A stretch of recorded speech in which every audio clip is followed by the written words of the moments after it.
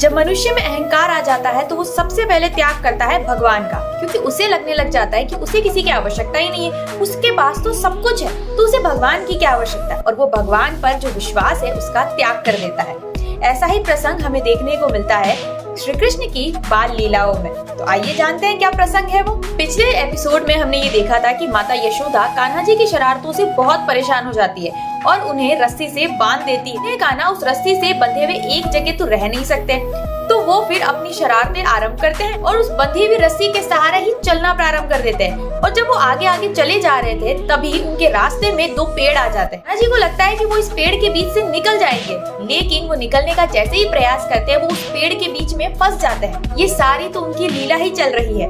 कान्हा जी पूरा प्रयास करके और इस बार ओखल को वहाँ से निकाल देते हैं, लेकिन वो दोनों वृक्ष वहाँ से टूट जाते हैं और वो जो आवाज होती है वो बहुत ही ज्यादा होती है, क्योंकि वो वृक्ष बहुत बड़े होते हैं और वो वृक्ष अंत में टूट के गिर जाते हैं। और उन वृक्षों से दो दिव्य आत्माएं निकलती और ऐसा कहा जाता है कि वो दो आत्माएं या दो दिव्य पुरुष जो वहाँ अवतरित हुए थे वो कोई और नहीं, कुबेर के पुत्र नल कुंवर और मणिग्रीव थे, जिन्हें श्राप मिला था वृक्ष बन जाने का, और भगवान की लीला ने उनको श्राप से मुक्त कर दिया। दोनों भगवान को नतमस्तक हो जाते हैं, भगवान को कोटि कोटि बार प्रणाम करते हैं और उन्हें धन्यवाद कहते हैं कि प्रभु आपकी कृपा से हम आज श्राप से मुक्त हो गए। भागवत पुराण में ऐसा कहा जाता है कि नल कुंवर और मणिग्रीव कुबेर के पुत्र थे और उनके पास धन और ऐश्वर्य की कोई कमी नहीं थी। इसी बात का उन्हें अहंकार हो गया था।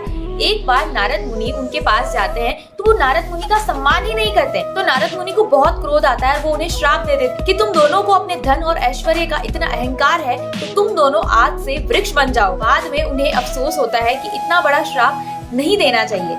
तब वो उन्हें इस श्राप का उपाय बताते हैं कि जब भगवान विष्णु धरती पर अवतरित होंगे तो उनके स्पर्श से ही तुम इस श्राप से मुक्त हो पाओगे। और ऐसा ही हुआ, भगवान की लीला ने उन्हें श्राप से मुक्त कर दिया। नल कुंवर और मणिग्रीव के उदाहरण से आपको समझ आया होगा कि हमें अहंकार नहीं करना चाहिए।